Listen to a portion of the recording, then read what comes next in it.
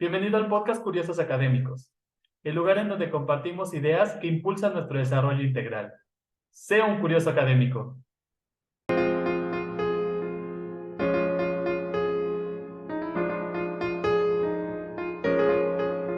Este libro tiene como objetivo ofrecer un panorama sobre los estudios organizacionales, en particular lo que tiene que ver con la acreditación internacional de programas educativos. Como ustedes saben, la acreditación, tanto nacional como internacional, ha sido considerada como un mecanismo para poder mejorar la calidad de los programas educativos en educación superior. Entonces, este trabajo de este libro como tal se ubica en los campos de las políticas públicas para la educación superior y estudios organizacionales. La intención es ofrecer una mirada distinta a lo ya establecido en la literatura para poder abordar procesos de acreditación internacional en programas educativos, en particular el cambio, o sea, cómo nosotros podemos analizar el cambio que generan los procesos de acreditación internacional en las organizaciones de educación superior, como son las universidades. Esa es la finalidad, ¿sí? El cambio organizacional. Analizar ese evento que se da producto de una fuerza externa como lo es la acreditación internacional. De hecho, en el caso mexicano, como bien lo sabemos, desde los años finales de los 80, inicios de los 90, se monta todo un sistema de aseguramiento de la calidad producto del Estado neoliberal, donde se trata de priorizar la eficiencia de los recursos económicos. Y la eficiencia de los recursos económicos se buscaba a través de que las universidades pudieran mostrar, pues, qué es lo que hacían con esos recursos que se les otorgaba a nivel federal y también a nivel estatal. Por lo tanto, surge la política de calidad para educación superior.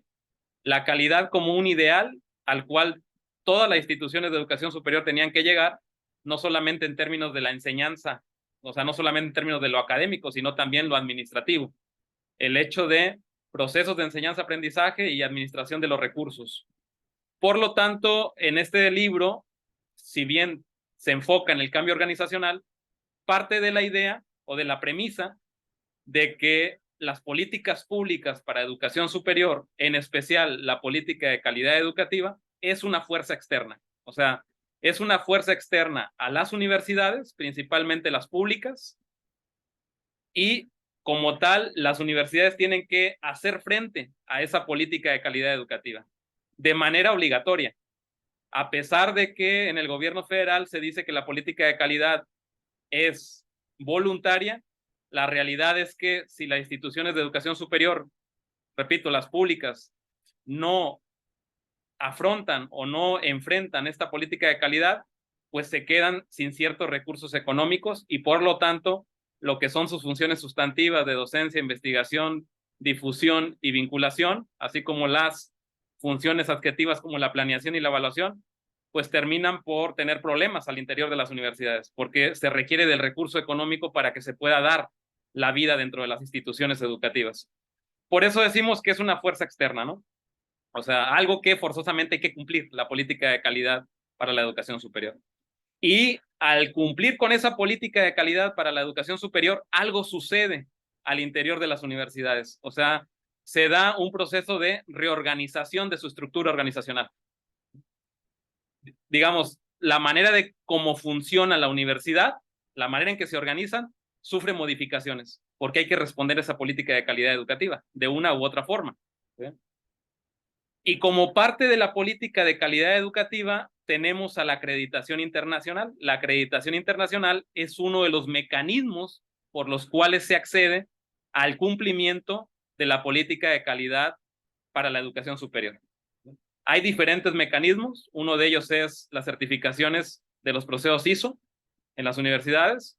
Otro es los procesos de autoevaluación que tienen los programas educativos como tal, ¿sí? Que muestran evidencias de que se llevan a cabo de manera continua. Otro tiene que ver precisamente con la acreditación nacional y, cambiando de nivel, la acreditación internacional, ¿sí? O sea, está la nacional a partir de los organismos acreditadores de COPAIS o algunos comités interinstitucionales de CIES, Pero en este caso se habla de la acreditación internacional, lo cual no quiere decir que pueda analizarse bajo la perspectiva que pretendemos en este libro, otro mecanismo. En este caso es el mecanismo de la acreditación internacional. Por lo tanto, las universidades quieren o tratan de trabajar la acreditación internacional de programas educativos. La acreditación internacional puede ser entendida como un proceso de evaluación, ¿sí? Un proceso de evaluación que se da al interior de los programas de pregrado o de licenciatura en cualquier universidad, pública o privada. En ese sentido, cuando una institución dice, nos vamos a atrever a hacer acreditación internacional, pues no nada más es decirlo, también tiene que haber una serie de ajustes en la universidad. Y esa serie de ajustes provoca cuestiones políticas, cuestiones económicas, porque hay que pagar la acreditación internacional, provoca también cuestiones de autoridad y poder, provoca cuestiones de liderazgo al interior de las carreras. O sea, no solamente es querer atender la política de calidad para educación superior con el mecanismo de la acreditación internacional, es quiero hacerlo, pero tengo que mover una serie de estructuras al interior de la universidad y sobre todo dentro de los programas educativos, ¿sí? Con los miembros de las carreras. Y eso se vuelve muy complicado. Es más complicado que decidir solamente acreditarse internacionalmente.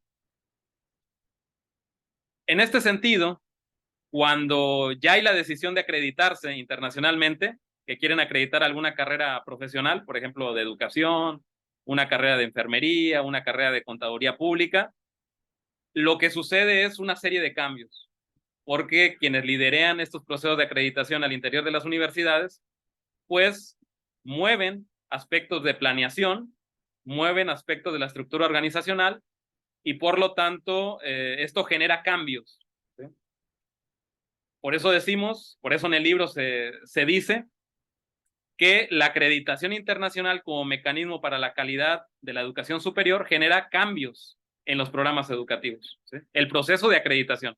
O sea, en el momento en que los miembros de la carrera se están preparando para ser evaluados o para ser acreditados internacionalmente, en ese momento se da un proceso reorganizador. Hay una serie de cambios constantes que provoca que las personas tengan que construir la realidad en la cual están habitando. Por ejemplo, los profesores, los estudiantes, los directivos, en ese proceso de evaluación se dan cambios, ¿sí? Y esa serie de cambios permanentes y continuos hace que las personas tengan que comprenderlos para que después los afronten de mejor manera y puedan salir bien librados de un proceso de acreditación, pero no solamente salir bien librados de un proceso de acreditación, sino que también el proceso de acreditación sea una oportunidad para innovar dentro de la cultura organizacional del programa educativo y por lo tanto lograr la finalidad de una acreditación, que es la calidad educativa. Esa es la idea, digamos, que se plantea en el libro, de cómo los investigadores, nosotros los investigadores o nosotros los académicos, podemos ayudar a analizar los cambios que se generan producto de la acreditación internacional en programas educativos con la intención de que se pueda generar una innovación o se pueda trascender en términos de la cultura organizacional para procurar la calidad del programa educativo. Existen muchos estudios, existen ya estudios sobre cómo abordar el cambio organizacional producto de la acreditación internacional. Sin embargo, la mayoría de estos estudios tienden a ser de corte cuantitativo.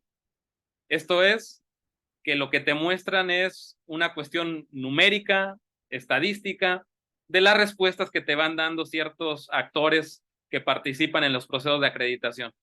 Por ejemplo, de los profesores o de los estudiantes.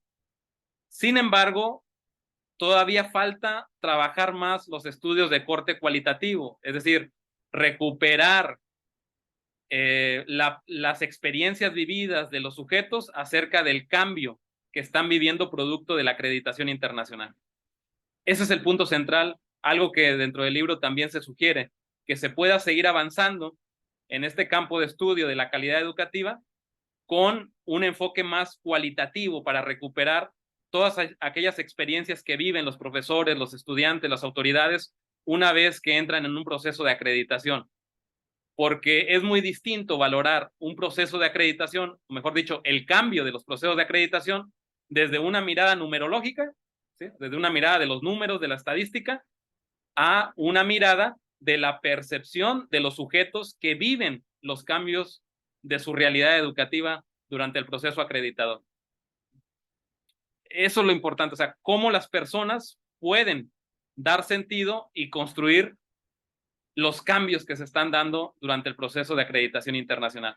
Y para esto hay una teoría que fue impulsada por Carl Weick, un psicólogo social, que se llama el sense-making. O sea, el sense-making es una teoría que se ha utilizado en las organizaciones, sobre todo en organizaciones de tipo empresarial, que es donde surge esto de los estudios organizacionales en las empresas, pero que en el libro lo que se hace es proponer que esta teoría del sense-making sea utilizada para también comprender los cambios que ocurren en las universidades producto de la acreditación internacional. Esta teoría ha sido utilizada para entender cambios en las organizaciones empresariales, principalmente. Entonces, aquí lo que se sugiere, lo que se recomienda, es que también es viable utilizar esta perspectiva teórica para los momentos de cambio, para analizar el cambio, tanto un cambio radical como un cambio moderado dentro de las universidades. Incluso no necesariamente con la acreditación internacional, puede ser cualquier tipo de cambio provocado por cualquier mecanismo de aseguramiento de la calidad. Bueno, esta perspectiva teórica del sense-making en las organizaciones de educación superior tiene varias etapas, o sea, no es simplemente ver la percepción de los sujetos y ya, no, o sea, se tiene que analizar la percepción de los sujetos a partir de las etapas de la perspectiva teórica del sense-making. Por ejemplo, la primera etapa del sense-making consiste, ligado a los cambios en la acreditación internacional, que las personas, los miembros de un programa educativo, empiezan a detectar que algo ha cambiado en su carrera, ¿sí? En el entorno en el cual habitan. Cualquier cosa ha cambiado, ¿no? Producto de la acreditación internacional. Entonces, cuando ellos sienten que algo ha cambiado, esa es la primera etapa, ¿sí? La segunda etapa tiene que ver cuando tratan de encontrar señales del entorno universitario, ¿sí? Si ya saben que algo cambió, como toda persona, siente cierta incertidumbre ante el cambio, ¿sí? Hay personas que, obviamente, pues es algo muy natural de ser humano. Si nosotros vemos que algo cambia en la organización, pues ahora sí que ponemos todos nuestros 5 sentidos para ver qué señales recuperamos, qué cosas podemos percibir para tratar de ir comprendiendo eso que cambió, ¿sí? De manera que nos podamos sentir más seguros al momento de comprender el cambio. Entonces, en esta segunda etapa del sense-making, el sujeto ya identificó el cambio producto de la acreditación y después lo que hace es buscar señales del entorno. Por ejemplo, platicando con algún compañero acerca de si él también tuvo o percibió que algo cambió a partir de lo que se está dando en la acreditación internacional. Por ejemplo, alguna decisión que tomaron los directivos, algún cambio de personal para asumir ciertos roles durante el proceso acreditador, en fin, conductas incluso de las autoridades educativas de un programa educativo, algo que haya cambiado, es dialogado con los compañeros para ver si ellos también lo han visto o lo han percibido. Después se entra a otra etapa en la que los sujetos, una vez que entienden que los demás también han percibido un cambio como producto de la acreditación internacional, tratan de idearse una posible explicación lógica a los cambios que están viviendo, a ese evento que le ha causado un tanto de dudas o de incertidumbre provocado por la acreditación. Y él, en su afán de tratar de comprender lo más rápido posible ese cambio, emite una declaratoria, o sea, emite una posible explicación de lo que está sucediendo. Sin embargo, así como él emite una posible explicación, los demás compañeros de la organización también lo están haciendo. De tal manera que los miembros de un programa educativo, por ejemplo, todos los profesores que han percibido un cambio producto de la acreditación y que han dialogado entre ellos de que algo ha cambiado, cada quien formula su propia explicación de qué es lo que está ocurriendo. Pero como no están conformes con esta explicación, se pasa a otra etapa que tiene que ver con la socialización y la negociación de las explicaciones lógicas. Es decir, entre los maestros o entre los maestros y autoridades o entre los maestros y los estudiantes, lo que hacen es compartir su explicación acerca de lo que está ocurriendo, ¿sí? De cualquier cambio provocado por la acreditación. Ahí lo que ocurre es que cada quien pone en juego sus propias explicaciones y empieza la negociación de lo que alcanzan a percibir. Las percepciones de los sujetos entran en juego de tal manera que todo lo que yo creía que estaba pasando, mi explicación lógica, no lo es como solamente yo lo veía. A lo mejor, como empecé a socializar con el resto de los compañeros, otro profesor que está en otra posición dentro del programa educativo ve otras cosas que yo no vi del cambio, que es algo normal de las percepciones. O sea, las percepciones dentro de una organización, las personas logran percibir y explicar a partir de lo que ven de un fenómeno educativo o de un cambio. Pero no quiere decir que su explicación sea la única verdad absoluta. Hay múltiples explicaciones que se pueden someter a negociación dentro de la interacción social. En este sentido, las personas cuando interactúan socialmente dan sus explicaciones y asumen una explicación global, o sea, construyen el sentido del cambio, ¿sí? Por eso la perspectiva del sense-making se entiende como la construcción de sentido. Los sujetos construyen su realidad a partir de un cambio. Cuando ya tienen una explicación grupal, lo que hacen es comprenderlo, asumir que así es. O sea, si yo entiendo que este cambio es provocado por estas razones, la acepto la razón, porque los compañeros también la aceptan, así lo comprendemos el cambio y por lo tanto estamos en condiciones de afrontar el cambio de la acreditación. Se afronta el cambio y eso asegura el éxito de una acción determinada por parte de los sujetos de los programas educativos. Con esto lo que queremos decir, lo que se quiere decir en el libro, es que la perspectiva teórica del sense-making permite entrar a las entrañas, a la intimidad de los programas educativos durante un proceso de acreditación internacional, ¿sí? ¿Por qué?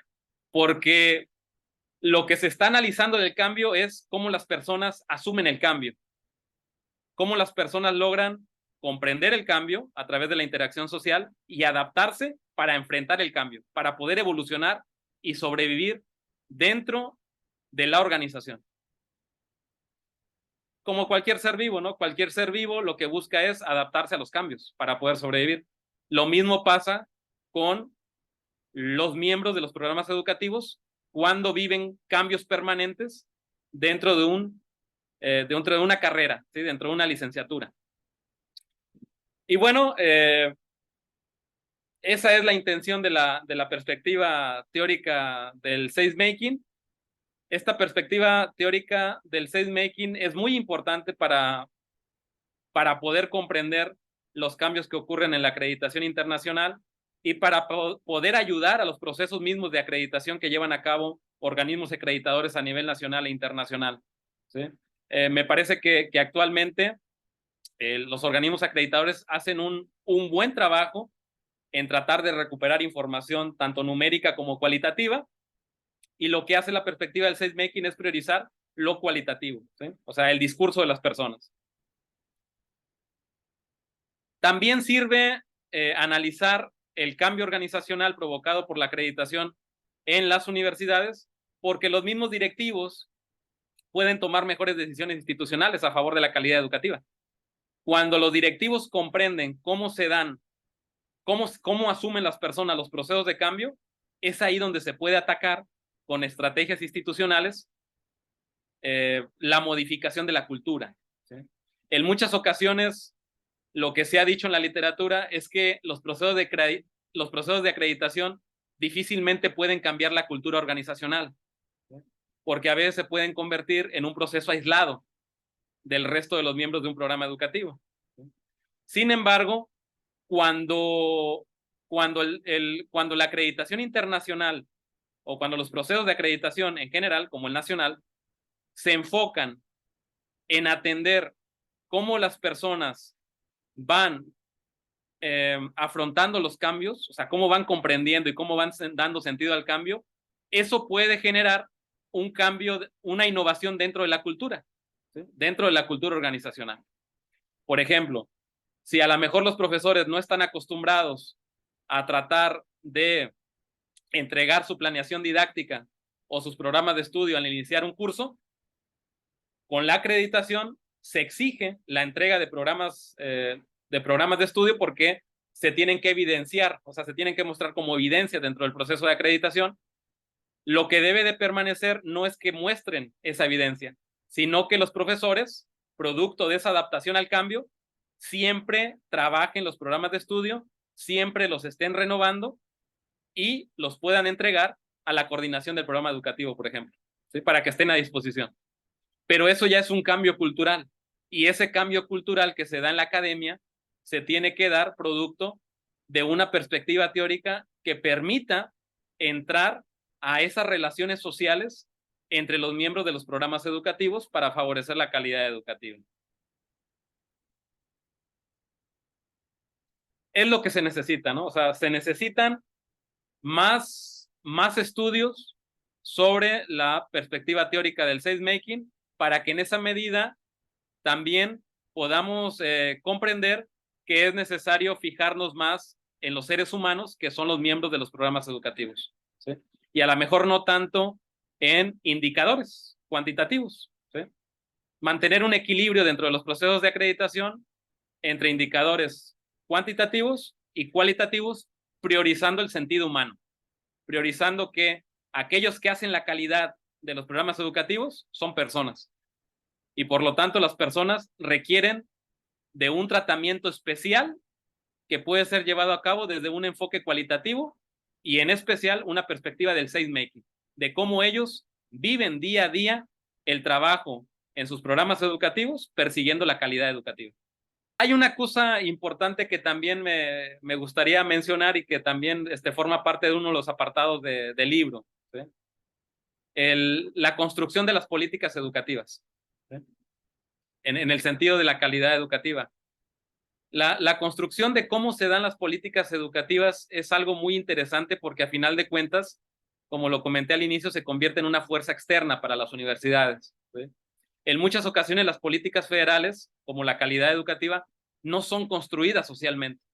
O sea, no toman en cuenta como tal esa dinámica que solamente los miembros de los programas educativos o los miembros de las universidades conocen.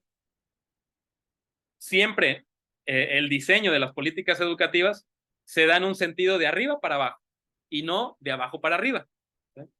Si nosotros pudiéramos comprender a partir de la perspectiva del sense-making que la calidad sí se puede lograr siempre y cuando nos detengamos a analizar los procesos de construcción de la realidad educativa que llevan a cabo las personas o los miembros de las carreras en las universidades, entenderíamos que es necesario que las políticas sean construidas de abajo hacia arriba con un sentido humano, ¿sí?